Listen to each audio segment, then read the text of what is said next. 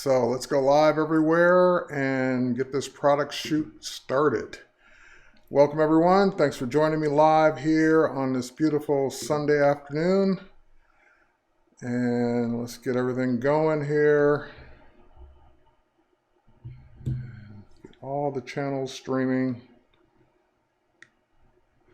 All right, looks like we are live everywhere now. Welcome everybody. Let's get this going. Just getting all my chat windows up so I can see what you guys are talking about. And we can get this party started. All right. There we are. Let's click on this one.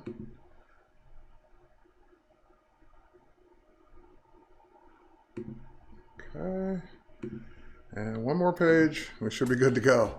Welcome everyone, happy Sunday. It is that time of week where I get to do a product shoot and to talk about shooting in studio. We're gonna be using the new Nikon Z6 once again, and I'll show you guys my setup. Hang on, trying to get this comment window open so I don't miss any of your chat. And then we'll be good to go. All right, good. Everything's looking good on this end. And Beetlejuice, what's going on, man? Glad to see you here. All right, and I think we are finally live everywhere and up and running everywhere. Hey, Victoria. Hey, Stuart. Thanks for joining me live here today. And all right, one more click and we should be good. Okay, so what are we doing today?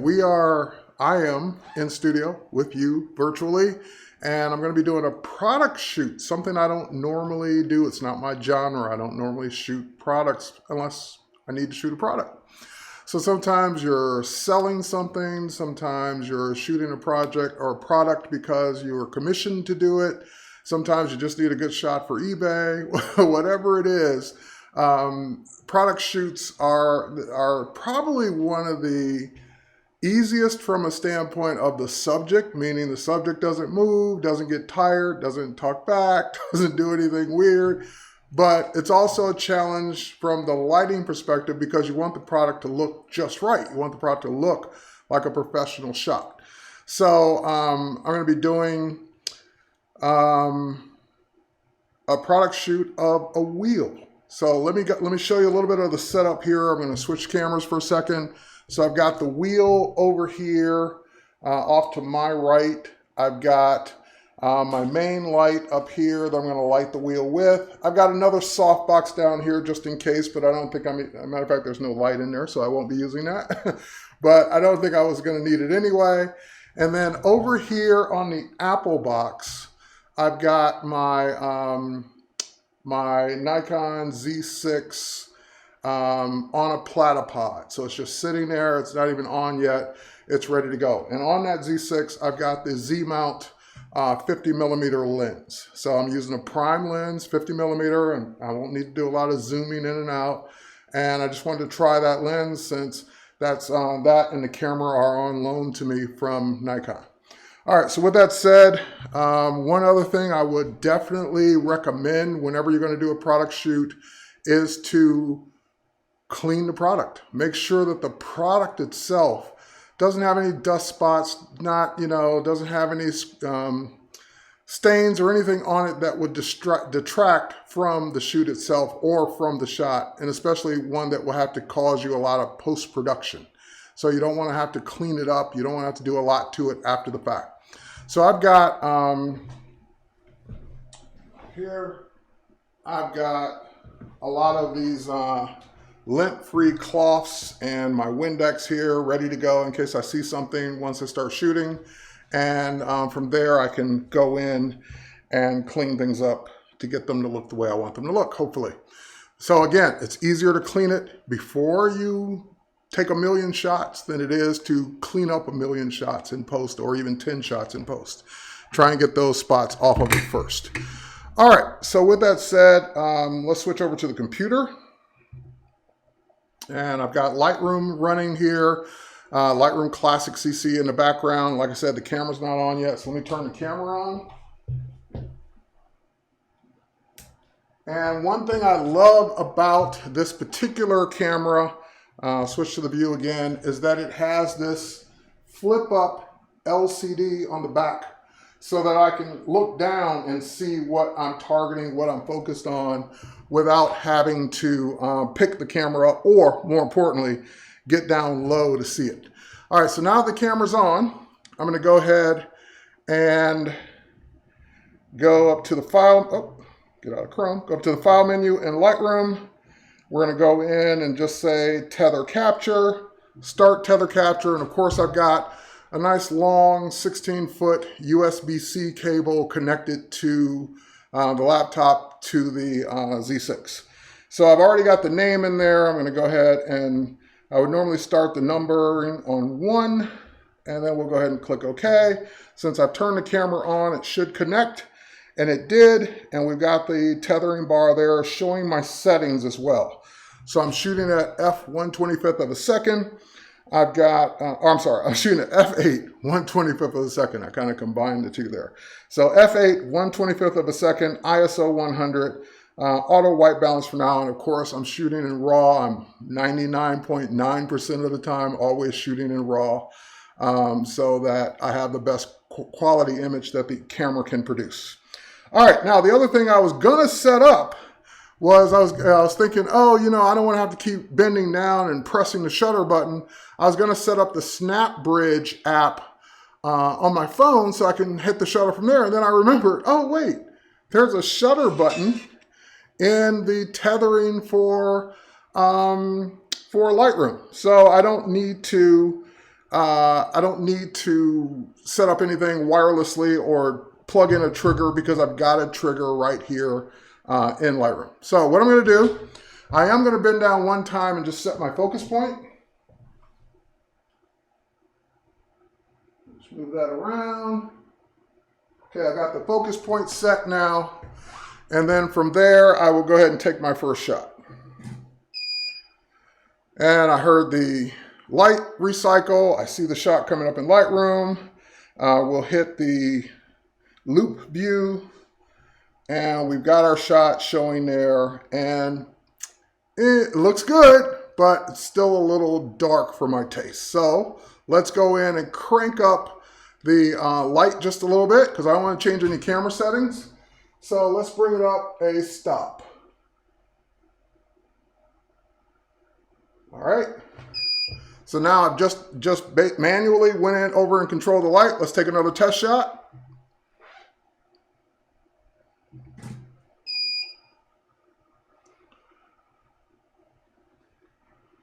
All right, and that one is definitely brighter. I want to make it even more bright. So let's bring it up another half stop. All right, and let's take another shot. There we go. Now I'm getting that exposure that I was looking for, making that shot look the way I want it to look. All right, I might even try maybe another half stop up. All right, let's try one more time. There we go. So, and again, you might be saying, well, you're shooting on a white background. Why isn't the background white, or why is it kind of gray? It's because the background literally wasn't getting enough light. And with a white background, without light, it starts to go gray and even all the way to black if there's no light on it. So just cranking up the main light enough to light the wheel the way I want is also casting enough light with this big softbox onto the background, so I'm getting the background lit as well. So let's do it one more time. I'm just experimenting here, making the light even brighter, going up another half stop. I'm shooting it again at f8, so everything looks pretty good in focus.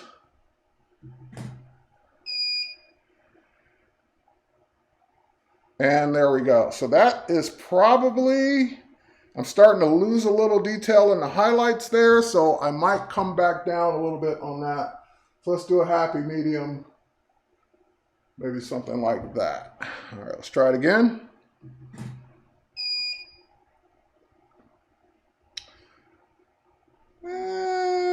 Okay. This is again tweaking, that fine tuning.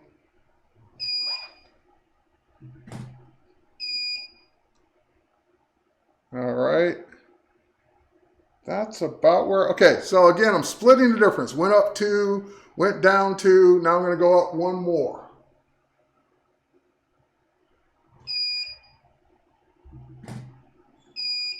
Let's see if I like that better. Yeah, that's about where I want light-wise.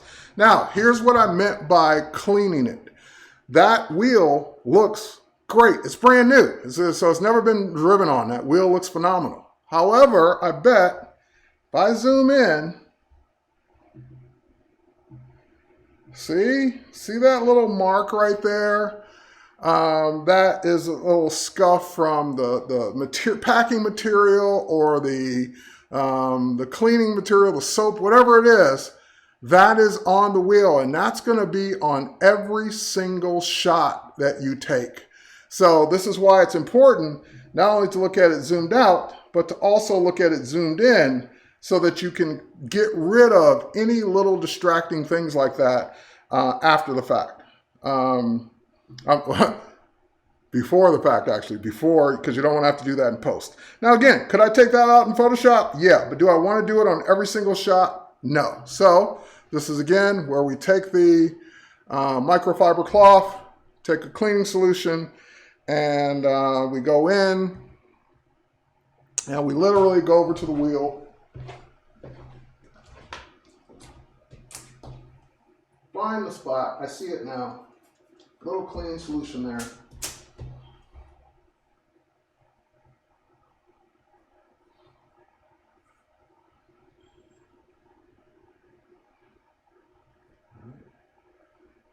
Again, these holes for the lug nuts.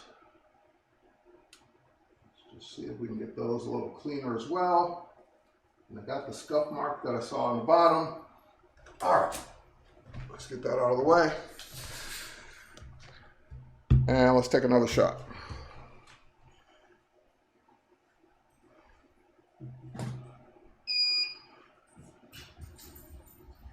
Okay, looks good, but let's zoom in. And yeah, see, now that's gone. And now I don't have to worry about doing that a million times in post.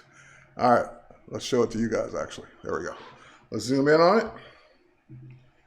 And yep, just getting rid of that little scuff mark, whatever that mark was, just wiping it off.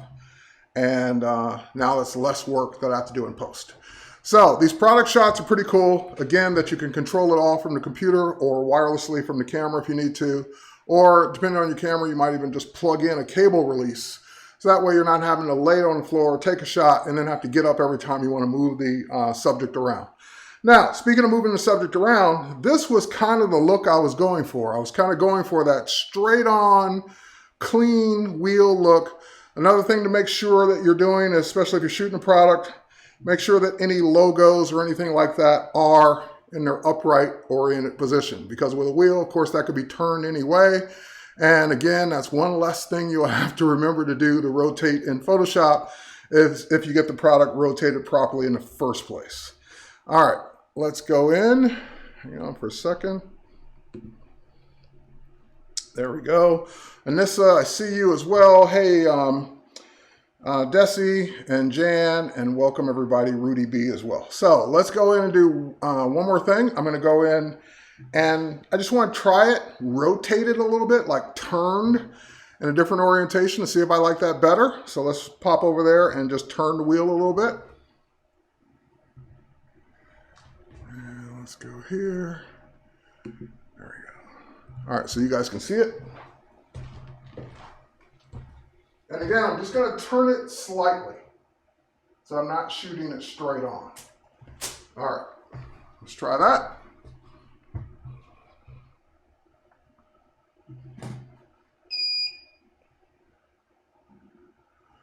Yeah, I could dig that. I might even turn it a little bit more. So let's walk over and do it.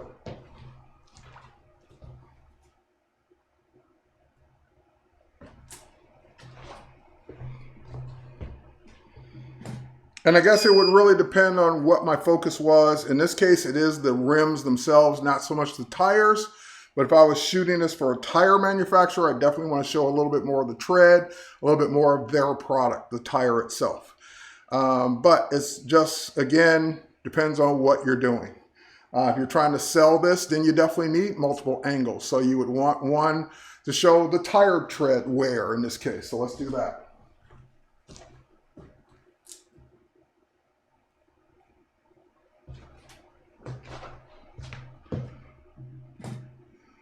Now that is the disadvantage of not working with a live model, is that you can just tell the live model to turn. But in this case, you've got to go do it yourself. Okay, so in that case, I've got my tire tread shot that I need. I've got the front shot.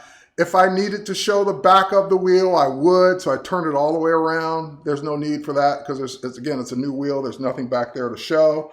But you might also do a shot where you're doing two of them, one laying flat, maybe one anchored on top of it or off to the side of it, leaning on it. I don't want to do any damage to this, so I'm not going to bring up two, but in this case, we'll turn it back around and we'll shoot it from the other angle. So this time we'll turn it this way. All right. And we'll take that shot as well. So again, I'm triggering the camera directly from this big silver button here in Lightroom Classic in the Tethering module. And I'm shooting raw, f8, Nikon Z6, 50mm prime lens, Z lens, ISO 100, f8, 1/25 of a second. I've got my Elechrome lights. The Elechrome lights are being triggered by the Elechrome Skyport trigger that's on top of the camera. And I'm able to see my shots as I take them, and of course zoom in. Now in this case, there is a red sticker on the bottom of that tire. So what I'd have to decide is, can I take the sticker off so I don't get it in the shot? If not, how hard is that going to be to take out in Photoshop? Probably not that hard. Or is it worth turning the wheel, but then therefore I'd be turning the logo too. So those are all decisions you might want to make. The other option would be just to shoot it slightly higher from a slightly higher angle. Maybe shoot down on it. So I'll pick up the camera just to see what that looks like. So we'll pick up the camera.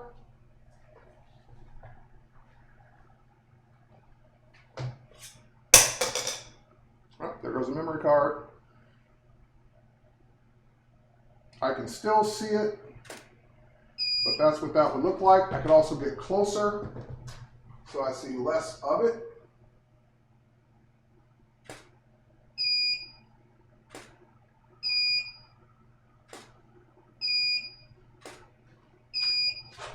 So I've kind of got all of those different shots now to take a look at.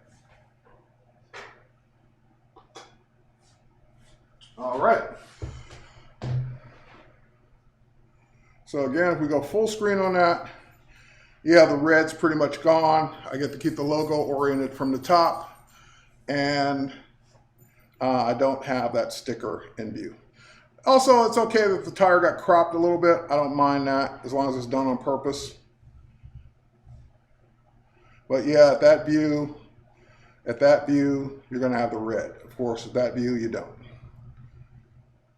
All right, let's do one more. Let's turn it back to the original orientation.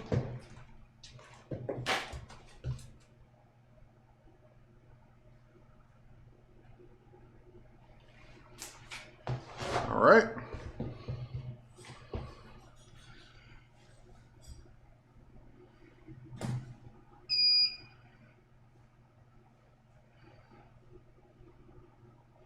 There we go. Now I'm seeing the red again. Hang on. Let's move it again.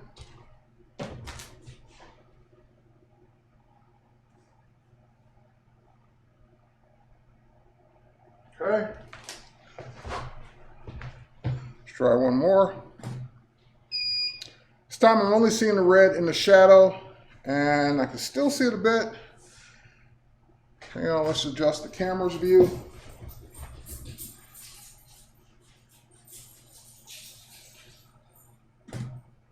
Let's try that one. and there it's pretty much gone. I still see it in the shadow. Maybe it was there all along and I just didn't notice it. But that's easy enough just to darken that part in post. If the sticker, again, needs to stay on the product. The sticker didn't need to stay on the product, then just, of course, rip it off. No need to keep shooting it. All right, and that is it. That is just a quick shoot with the Nikon Z6 or Nikon Z6, depending on what part of the world you're in, shooting a product shot. Pluses and minuses of shooting products. Again, shoot anytime, 24 hours a day. The product doesn't get tired. The product doesn't need to be, fed and rested and all that. You can just shoot anytime you want and shoot as much as you want. Disadvantage is any movement, you've got to do it. You got to go set the props up and move them around, set them up the way you want, and keep tweaking it and tweaking the lighting until you get the shot you want. And lastly, I can't stress enough, if there's something you see in the shot as you're taking it, easier to go over to the product and fix it than it is to spend that time retouching it out in every single shot that you take. So again, if that red sticker was something I can remove, again, it's not that I'm afraid to remove it, it's not my wheel, so I don't know that I can remove it. So in that case, I'll leave it on and I'll just take that one little thing out in post. But any marks, scuffs, anything like that, by all means, clean them off and get it right in the camera. So therefore you don't have to spend all that time in Photoshop or Lightroom trying to remove it. All right, with that said, I'm not seeing any burning questions. Back in my day, I was shooting with 8x10 view camera with a split back golden age of film. Well, I give you all the credit in the world for doing that because that was before my time. I didn't really get into photography until digital was really a real thing, and that's when I started shooting. All right, so with that said, thanks everyone for watching. We will catch you on the next one. I'm going to keep shooting till I get what I want, but you get the idea. Product shots with the Z6. Great camera. Great to be able to tether, shoot raw, all of the above. All right, bye everybody. Take care. Thanks for watching. We'll catch you on the next one. Cheers.